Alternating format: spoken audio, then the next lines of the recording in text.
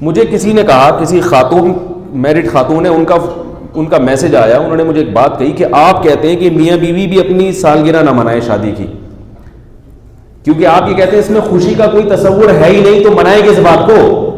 تو انہوں نے کہا یہ خوشی ہمیں اس بات کی ہے کہ 1 سال ہمارا خیر و عافیت کے ساتھ گزر گیا, نہ طلاق ہوئی نہ جھگڑے ہوئے, چلو ہوئے بھی تو چھوٹے موٹے ہوئے, اور الحمدللہ 1 سال خیر و عافیت کے ساتھ ہمارا گزر گیا. اس خوشی میں ہم کیا کر رہے ہیں؟ کھانا کھا رہے ہیں, کہیں گھومنے پھرنے جا رہے ہیں, تو اس میں کیا ہے؟ یہ خوشی ہے.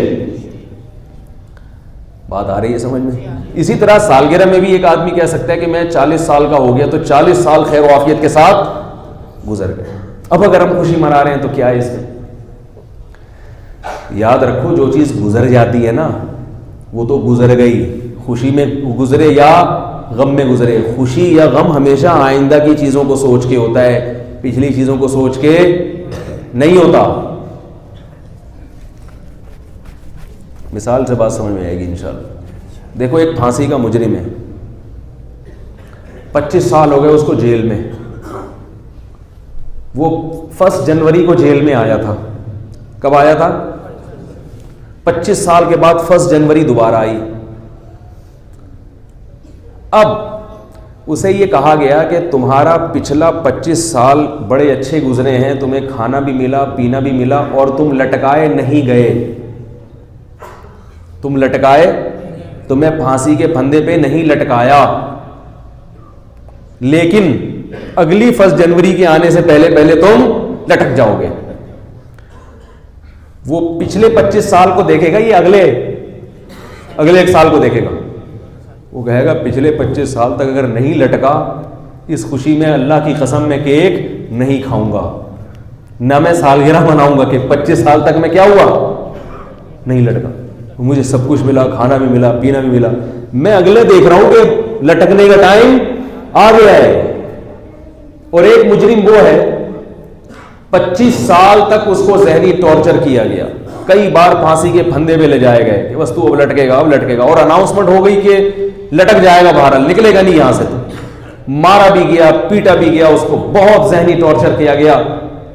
اور اب آ کے اس کو یہ اعلان کیا جاتا ہے کہ اگلی 1 جنوری سے پہلے آپ کیا ہو جاؤ گے, رہا ہو جاؤ گے, اور واپس اپنے گھر ہنسی خوشی اپنے بچوں کے ساتھ زندگی گزارنا شروع کر دو.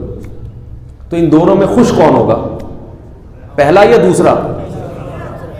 بھائی دوسرا خوش ہوگا, حالانکہ اس کے تو 25 سال کس میں گزرے ہیں, ٹینشن میں ہی گزرے, ہڈیوں کا ڈھانچہ بن گیا سوکھ کے بیچارہ. اور جو پہلا والا تھا اس کے 25 سال بڑے خوشی سے گزرے. تو آپ کی شادی جو میاں بیوی جو پہلے جو گزر گئی وہ لڑائی میں گزری ہو, ایک دوسرے کو ڈنڈے مار مار کے گزری ہو, ٹوپیاں کرا کے گزری ہو, جیسے مرضی گزر گئی, گزران کیا جھوپڑی کیا میدان. آئندہ کے لیے اگر آپ کی زندگی آپ سمجھتے ہو کہ اچھی ہے اور آئندہ سال بھی آپ زندہ رہو گے اور اچھی زندگی گزرے گی, تو آپ کیک بھی کاٹیں, اپنے خرچے پہ کھائیں بھی آپ کیک, ہنی مون دوبارہ سے منائیں, آپ گھومنے پھرنے جائیں کہ فرشتہ آیا تھا 1 سال کی ہمیں گارنٹی دے کر گیا ہے کہ جتنی محبت سے پرانے 25 سال گزرے ہیں تو اگلے 25 سال بھی یا اگلا 1 سال بھی اتنی ہی محبت سے بلکہ اس سے بھی زیادہ اچھا گزرے گا, اور دوبارہ سے جوان بھی ہو جاؤ گے. کیا خیال ہے؟ پھر تو بڑی خوشی ہوگی آپ کو.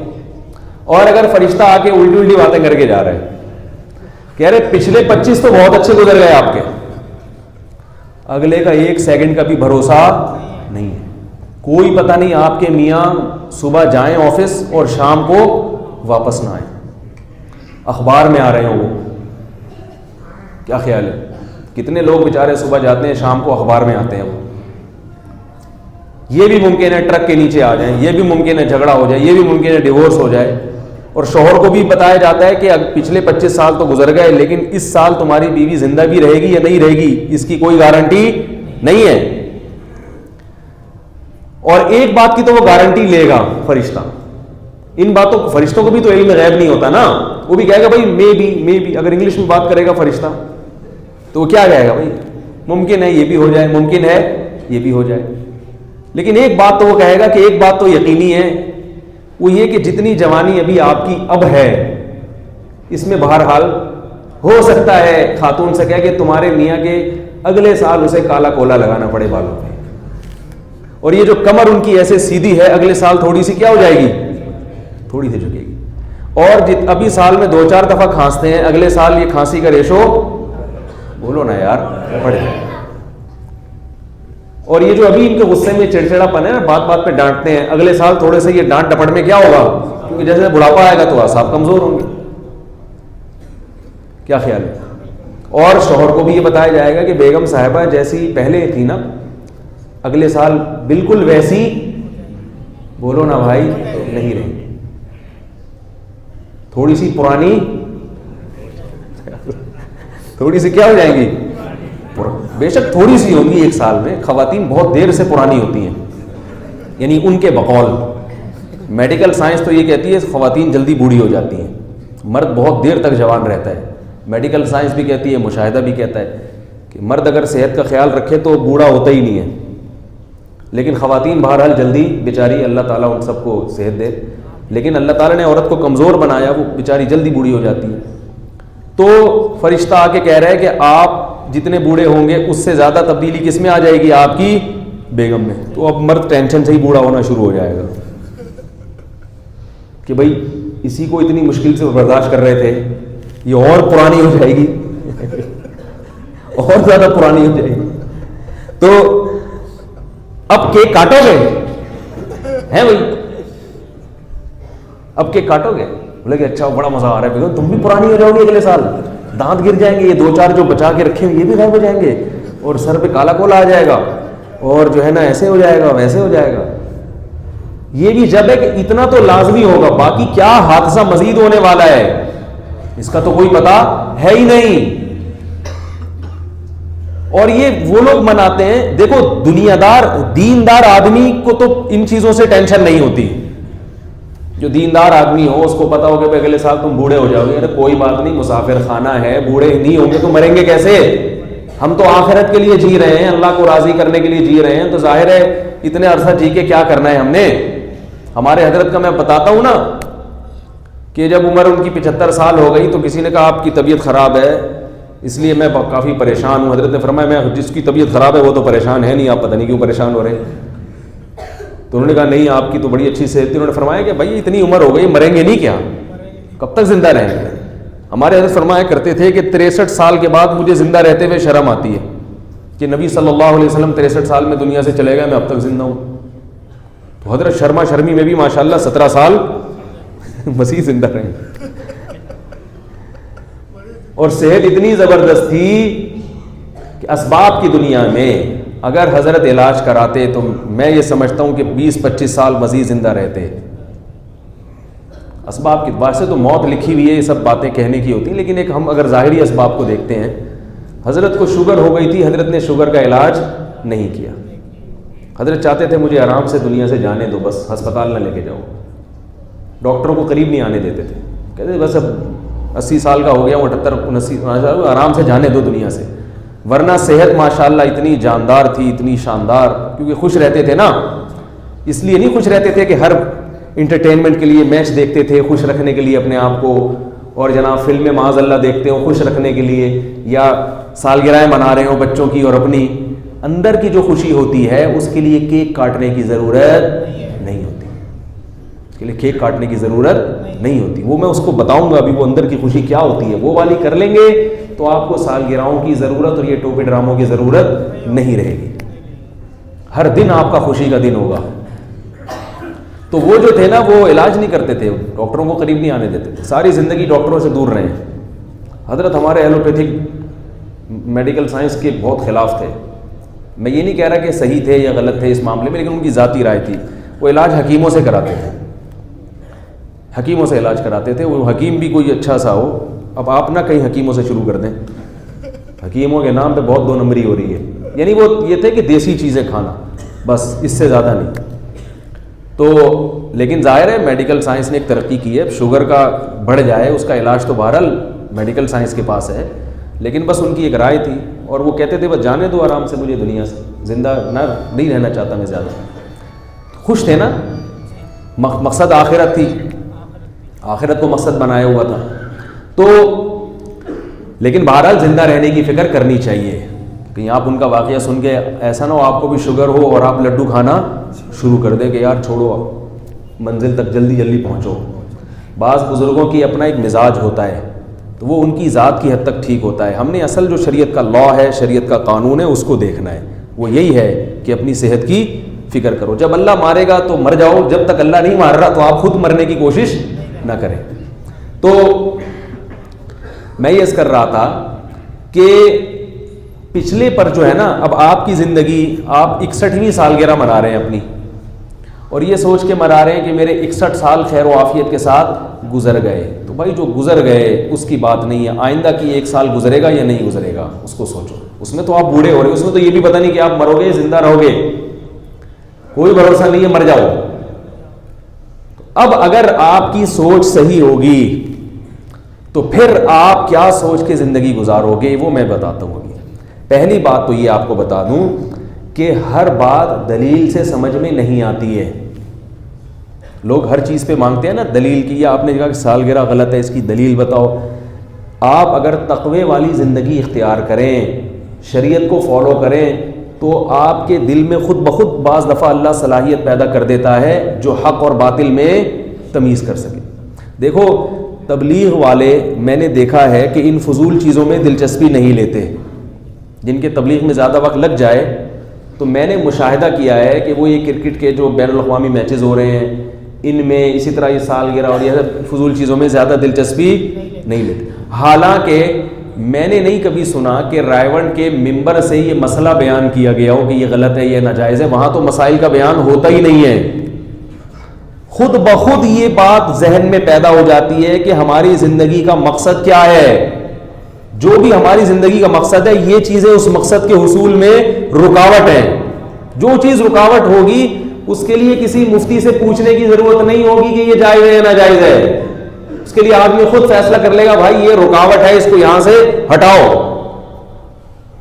جب ایک زندگی کا ہدف ہوتا ہے, ایک مقصد ہوتا ہے, آپ نے اس مقصد کو اچیو کرنا ہے, وہاں تک پہنچنا ہے آپ نے, تو جو رکاوٹیں سامنے آئیں گی اس کے لیے آپ کسی مفتی کو فون کر کے نہیں پوچھو گے کہ یہ رکاوٹ ہے یا نہیں ہے, اس کو رہنے دوں یا ہٹاؤں. وہ ہٹاؤ اس کو یہاں سے, یہ وہاں تک پہنچنے میں کیا بن رہی ہے, رکاوٹ بن رہی ہے. اور جو علماء ان کی زندگی کا بھی کوئی مقصد ہوگا وہ ان رکاوٹوں کو ناجائز کہیں گے, اور جن علماء کی زندگی کا کوئی مقصد ہی نہیں ہے وہ خود دنیا دار بن چکے ہیں, وہ ان رکاوٹوں کو ناجائز یا غلط نہیں کہیں گے. کیونکہ علم ایک الگ چیز ہے اور تقویٰ بالکل ایک الگ چیز ہے. قرآن مجید میں جیسے یہ حکم دیا گیا ہے کہ علم حاصل کرو, علم سے صحیح غلط کا پتہ چلتا ہے, اتنے ہی اہتمام سے اللہ نے تقوی کے بارے میں بھی فرمایا کہ تقوی اختیار کرو تو تمہارے اندر صلاحیت پیدا ہو جائے گی صحیح کو صحیح اور غلط کو غلط سمجھنے کی. اب سارا زور علم پہ تو ہے, تقوی اور للہیت پہ زور نہیں ہے. یہ جو آج کل نئے نئے پروفیسر آ رہے ہیں نا, سب نہیں بھائی, ان میں تقوی نہیں ہوتا تو یہ قرآن و حدیث کی غلط تشریح شروع کر دیتے ہیں. لوگ کہتے ہیں بڑی زبردست دلیل ہے, بڑے زبردست حوالے ہیں. بھائی حوالے ہیں, اس کی شخصیت کو بھی تو دیکھو. لوگ کہتے ہیں نہیں شخصیت نہیں دیکھو, کتنا ہی بڑا گناہ گار ہو, جو علانیہ گناہ کر رہا ہو کھلے عام, کہتے ہیں نہیں شخصیت کو نہیں دیکھو, اس بات کو دیکھو. نا نا نا نا نا, بات کو بھی دیکھنا ہے اور شخصیت کو بھی دیکھنا ہے. کیوں؟ قرآن مجید کہہ رہا ہے یا ایھا الذین آمنوا ان تتقوا اللہ, سورہ انفال, اگر تم تقوی اختیار کرو گے یجعل لکم فرقانا, تو اللہ تمہارے اندر فرقان پیدا کر دے گا. یہاں تک سمجھ میں آ گئی؟ کیا پیدا کر دے گا؟ فرقان. ہاں بعض دفعہ یہ ہوتا ہے کہ دیکھا جاتا ہے کہ بات صحیح ہے یا غلط ہے, شخصیت کو نہیں دیکھا جاتا, اس کے اپنے ایک مواقع ہیں. میں اس طرف جاؤں گا تو بات لمبی ہو جائے گی, لیکن نارملی ایک عام حالات میں, خاص طور پر جو معاملہ جب بہت زیادہ مشتبہ ہو, آپ کے لیے حق اور باطل میں فرق کرنا مشکل ہو رہا ہو, تو پھر یہ دیکھا جائے گا کہ بات کرنے والا کون ہے. دونوں علماء ہیں تو دیکھیں, پھر یہ دیکھنا پڑے گا کہ ان میں پرہیزگار کون ہے اور شریعت پہ نہ چلنے والا کون ہے. تو جو چلنے والا ہے اس کی بات کو لیا جائے گا. بعض دفعہ یہ بھی ہوتا ہے کہ شریعت پہ چلنے والا بھی غلط بات کر رہا ہوتا ہے, کم علمی کی بیس پر, کم علمی کی بنیاد پر. تو دونوں چیزیں ملانی پڑیں گی. صرف تقویٰ بھی نہیں دیکھنا کسی کا. بعض لوگ کہتے ہیں ہمارے بزرگ بہت پہنچے ہوئے ہیں, انہوں نے فرمایا ہے. میں نے کہا بھائی بہت پہنچے ہوئے لیکن آپ کے بزرگ اتنا پہنچ کے بھی فرماتے بہرحال صحیح نہیں ہے. آئی بات سامنے, اتنا پہنچنے کے باوجود بھی جو کچھ فرما رہے ہیں وہ فرمان ان کا صحیح نہیں ہے. تو وہ پھر یہ کہتے ہیں آپ خود تو کہتے ہیں کہ تقوی سے انسان میں صلاحیت پیدا ہوتی ہے. تو میں ان سے کہتا ہوں کہ تقوی سے صلاحیت پیدا ہوتی ہے لیکن صرف تقوی کافی نہیں ہے, علم میں مضبوطی اور کمال بھی ضروری ہے. آپ کے جو فلاں دامت برکاتہم ہیں بہت بڑے بزرگ ہیں مگر علم میں رسوخ نہیں ہے. سمجھ رہے ہیں کہ نہیں سمجھ رہے؟ تو علم بھی ضروری اور ساتھ ساتھ تقوی بھی ضروری ہے. تو اللہ نے سورہ انفال میں فرمایا یا ایھا الذین آمنوا, اے ایمان والو, ان تتقوا اللہ, اگر تم اللہ سے ڈرو گے, تقوی والی زندگی اختیار کرو گے, یجعل لکم فرقانا, تو تمہارے لیے کیا پیدا کر دے گا؟ فرقان. کیا عجیب آیت ہے. فرقان فرق سے نکلا ہے. فرق پتہ ہے کسے کہتے ہیں؟ جدا کرنا.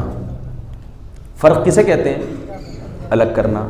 فارق جدا کرنے والا, جیسے قتل قتل کرنا, قاتل قتل کرنے والا. نصر مدد کو, نصرت مدد کو کہتے ہیں, ناصر مدد کرنے والا. تو ایسے فارق کسے کہتے ہیں؟ فرق کرنے والا, الگ کرنے والا. اور فرقان یہ مبالغے کا صیغہ ہے. جیسے گڈ بیٹر بیسٹ ہے نا, بیسٹ والی فارم سب سے اچھی, دی بیسٹ کہتے ہیں نا.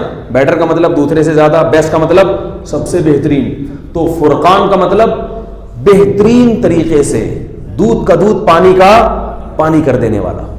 یعنی حق اور باطل میں جب مکس ہو چکے ہوں, آپ کے لیے فرق کرنا مشکل ہو گئی ان میں حق کیا ہے. اس کی مثال ایسے ہے جیسے ماش کی دال چنے کی دال کے ساتھ مل گئی, اب بیٹھ کے الگ کرو ان کو. یا بلکہ گندم کے آٹے میں مکئی کا آٹا مکس ہو گیا, اب آپ سے اسی چیز کہا اس میں مکئی کا الگ کرو اور گندم کا الگ کرو. اب آپ رفع الیدین کی دلائل, رفع الیدین نہیں کے دلائل, آمین کے دلائل نہیں, اس کے سنو ادھر, اس کی سنو, پاگل ہو جائے. یہی ہو رہا ہے نا آج کل. بھائی مصیبت میں آ گئے نا یار, اس کی سنو وہ بول رہا ہے, اس کی سنو وہ بول رہا ہے, اس کی سنو وہ بول رہا ہے, اس کی سنو وہ بول رہا ہے. ہماری سنو تو ہم پتہ ہے کیا کہہ رہے ہیں, دونوں صحیح ہیں. کیا خیال ہے؟ دونوں طرف دلائل ہیں. جو یہ کہہ رہے ہیں کہ صرف میری دلیل مضبوط ہے, دوسرے کی بالکل غلط ہے, خدا کی قسم وہ جھوٹ بول رہا ہے. وہ کیا کر رہا ہے؟ جھوٹ بول رہا ہے. اگر یہ ترک رفع الیدین کی دلیل بھی مضبوط نہ ہوتی تو امت میں آدھے سے زیادہ طبقہ ترک رفع الیدین نہ کرتا. پورا اہل مدینہ اور پورا اہل کوفہ جو علم کے اس زمانے کے بہت بڑے مرکز تھے, وہ رفع الیدین کے ترک پر جمع نہیں ہوتے. تو کرنا بھی ہے اور نہیں کرنے والی بھی سنت, باقاعدہ سنت ہے. دلائل میں ابھی میں نہیں جاؤں گا, میں بتا رہا ہوں کہ یہ غالی لوگ جو ہے نا, غلو کرنے والے, ان میں تقوی نہیں ہے. تو آپ نے کیا کیا, چیزیں مکس ہو گئی ہیں, فرق نہیں محسوس ہو رہا, بہت مصیبت ہو گئی ان دونوں کو الگ کرنا. تو اللہ فرماتے ہیں فرقان, ایسی صلاحیت پیدا کروں گا کہ صرف فارق نہیں ہوگے, فرقان بنا دوں گا. فرقان کا مطلب دودھ کا دودھ اور پانی کا پانی کرنے والا بنا دوں گا. ایسی کلیریفیکیشن تمہارے ذریعے سے ہو جائے گی کہ دودھ کا دودھ اور پانی کا پانی. باطل اور حق نظریات مکس ہوتے ہیں, اسی وجہ سے کانسیپٹ کلیئر نہیں ہوتا. تو تمہارے اندر کانسیپٹ کو کلیئر کرنے کی صلاحیت پیدا کر دوں گا. یہاں تک سمجھ میں آ گئی؟ تو اگر آپ تقوی والی زندگی اختیار کریں گے, ایک مرتبہ شریعت پہ چلنا شروع ہو جائیں, تو پھر آپ کو صحیح اور غلط کا سمجھ انشاءاللہ آنا شروع ہو جائے گی. پھر آپ اوٹ پٹانگ دلائل دے کے نہ خود الو بنیں گے اور نہ لوگوں کو الو بنانے کی کوشش کریں گے. خود صلاحیت پیدا ہو جائے گی, خود بعض چیزوں میں خود مفتی بن جائیں گے آپ. خود اتنی اللہ تعالیٰ ملکہ پیدا کر دے گا آپ کے اندر. تو وہ کیا ملکہ پیدا ہو جاتا ہے کہ جب انسان تقوی کی زندگی اختیار کرتا ہے, اس کے سامنے ایک ہدف ہوتا ہے.